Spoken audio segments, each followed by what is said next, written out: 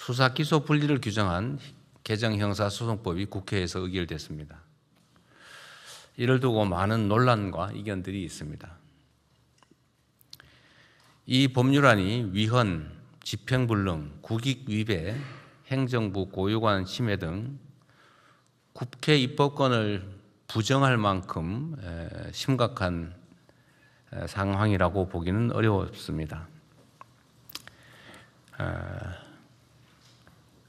거부권 행사라고 하는 게 의견이 다르다고 할 수 있는 것은 아니고 상권 분리 원칙에 따라서 상대의 권한 행사 자체가 상권 분립에 위배된다, 헌정 질서에 위반된다라고 해야 상대의 권능을 부정할 수 있다는 게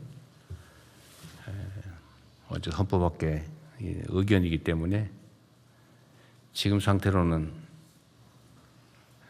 입법권을 부정할 정도에 이른다고 보기가 참 어렵습니다. 주권자 국민이 부여한 모든 권한은 견제와 균형의 원리를 바탕으로 투명하고 공정하게 행사되어야 합니다. 이는 국민 주권과 민주주의 또 법치주의를 떠받치는 근간이자 국민의 인권과 보편적 권리를 보다 충실하게 지키기 위한 핵심 전제입니다. 그러나 지난 수십 년 동안 검찰은 수사부터 기소, 영장 청구 등 형사사법 체계 전반에 걸쳐서 매우 과대하고 집중된 권한을 행사해 왔습니다. 이 같은 비정상적 형사사법 시스템 하에서 검찰 내의 일부 집단은 기소를 위해서 수사할 수 있다라는 이 권한을 무소불위로 악용하며 있는 사건을 덮거나 누군가를 정해놓고 처벌하기 위해 별건 수사, 먼지털이 표적 수사를 관행처럼 되풀이해 왔습니다. 그 과정에서 무고한 국민들이 감내하기 어려운 피해를 입었고 심지어 스스로 삶을 저버리는 일도 자주 발생했습니다. 또한 묵묵히 자신의 직무를 충실히 수행한 대다수 검사들까지 정치검찰이라는 오명을 뒤집어 써야 했습니다. 수사 기소 분리는 이러한 비정상적 형사사법 시스템을 정상화하는 첫 출발입니다. 국민의 삶을 더욱 안정적으로 지키기 위해 모든 권력기관은 예외 없이 국민의 통제 아래 두겠다라는 사필 규정의 필연적 조치입니다. 국회의 형사소송법 개정으로 형사사법 체계의 선진적 정상화의 단초가 마련되었지만 또 한편으로 보면 경찰의 수사권 독점과 비대화에 대한 우려가 커지고 있습니다. 이러한 문제를 보완하기 위해서 관련 법령의 정비 또는 제도 정비 등의 후속 조치가 반드시 필요합니다. 특히 새로운 수사 시스템의 정착 과정에서 국민이 억울한 피해를 입지 않도록 수사 공정성, 그다음에 수사 역량 제고에 작은 빈틈도 없어야 되겠습니다. 이름과 역할은 변해도 국민과 법치를 수호하는 검찰의 책무는 조금도 가벼워지지 않습니다. 검찰은 대표적인 공익의 대표자인 만큼 인권 수호자로서의 책임을 보다 충실히 수행해 국민 모두의 검찰로 거듭나기 바랍니다. 민중의 지팡이인 경찰 역시 뼈를 깎는 자세로 내부 비리 근절과 피해자의 실질적 보호, 민주적 통제 강화에 총력 매진함으로써 믿음직한 국민의 경찰로 거듭나기 바랍니다. 개혁은 가죽을 벗긴다라는 의미입니다. 한 번의 제도 변경으로 쉽게 종결되는 그런 개혁은 세상 어디에도 없습니다. 국민의 눈높이에서 원래 취지대로 변경된 시스템이 제대로 작동하는지 세심하게 점검하고 부족하거나 잘못된 부분이 있다면 신속하고 과감하게 그리고 철저히 보완하도록 하겠습니다. 오늘 첫 소식입니다. 검찰의 보안 수사권을 전면 폐지하는 형사소송법 개정안이 숱한 논란 끝에 결국 오늘 국무회의에서 의결될 전망입니다. 자, 탄핵을 언급하고 연산군 비유까지 야권에서 하면서 대통령의 거부권 행사를 촉구를 했죠. 하지만 이재명 대통령은 국회의 입법권을 부정할 정도의 사안은 아니다. 결국 입법권을 존중한다라는 모양새를 취했습니다. 그러면서 야권의 요구를 일축했습니다. 이 법률안이 국회 입법권을 부정할 만큼 심각한 상황이라고 보기는 어렵습니다. 거부권 행사라고 하는 게 의견이 다르다고 할 수 있는 것은 아니고 수사기소 분리는 이러한 비정상적 형사사법 시스템을 정상화하는 첫 출발입니다. 모든 권력기관은 예외 없이 국민의 통제 아래 두겠다라는 사필 규정의 필연적 조치입니다. 오늘 대통령께서 이 국무회의에서 형사소송법 개정안을 그대로 통과시킨다면, 법률안 거부권을 행사하지 않는다면 결국 본인 죄에만 본인이 관심이 있다는 것을 만천하에 다시 한번 표명하는 것이라고 봅니다. 권력자 한 명을 위한 형사소송법 개정안, 결국 지옥문이 열리게 되는 것입니다.